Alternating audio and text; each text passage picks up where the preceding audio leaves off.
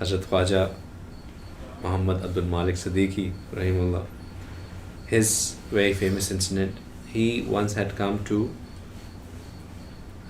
Hazrat Hazrat Sheikh's house, and as Mashhur wasn't at home, his son was there.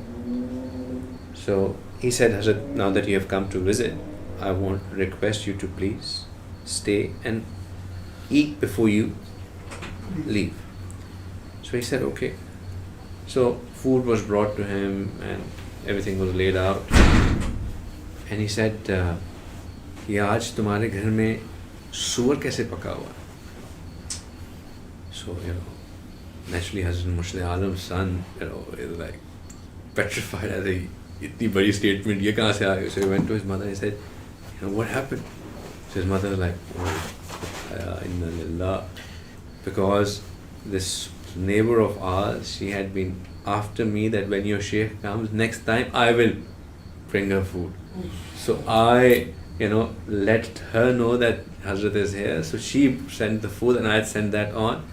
And, later on they found out that there was some element of haram in it. So Hazrat, even by looking at the food, he would tell that there's haram mixed in it. This is firastatul Momin.